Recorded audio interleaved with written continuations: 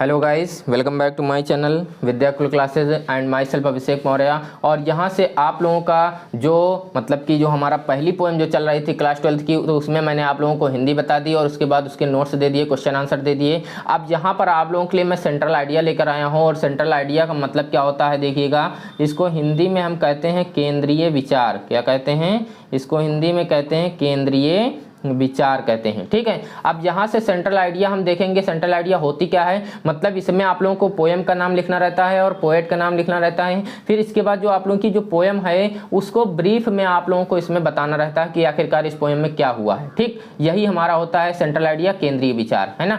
तो जैसा कि the poem my mother at 66 is composed by popular Indian English poetess Kamala Das. मतलब जो माई मदर एट 66 जो कविता है वो रचित की गई है किसके द्वारा? एक फेमस, एक प्रसिद्ध इंडियन भारतीय, एक इंग्लिश की मतलब अंग्रेजी की जो हैं हमारी कवियत्री हैं जो कमला दास हैं उनके द्वारा। ठीक, इन दिस पोएम, इस कविता में poet captures the complex subtleties of human relationships.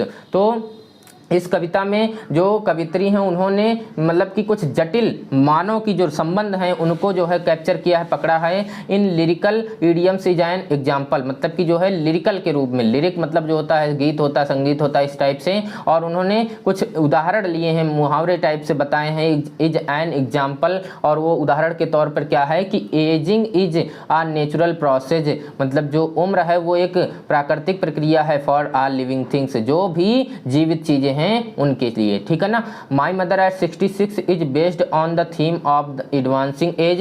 तो जो माई मदर एट 66 जो पोएम है वो किसके ऊपर बेस है? एक थीम के ऊपर बेस है, जिसमें कि क्या किया गया है? एडवांसिंग एज मतलब कि जो है उम्र के बढ़ने के बारे में बताया गया है। And poet also expressed her grief, और इस पोएम में कवित्री ने अपना दुख भी व्यक्त किया है। For fear of loss her mother, अपनी माता जी को खोने के डर से, है ना। It is also a emotional poem, और ये एक भावनात्मक पोएम भी है।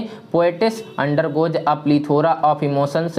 तो मतलब कि जो है जो कवित्री हैं वो भावनाओं के प्लीथोरा से अंडरगोज गुजरती हैं। When she sees her mother to late winter's moon, जब वो देखती हैं कि उनकी माता जी का चेहरा जो है किस तरह से लेट विंटर्स मून की तरह है, मतलब देर रात जो निकलता है चंद्रमा, है ना। इज काम, उसकी तरह शांत है। And vague with dim lustre, और उनका जो उनके चेहरे की जो डिम है, जो मतलब की जो लस्टर है, जो चमक है, वो धीरे धीरे खो रही है। ठीक, इट लॉसेस इट्स पावर, और यह अपनी पावर खो रही थी। एंड ब्राइटनेस, और जो चमक थी वो भी खो रही थी।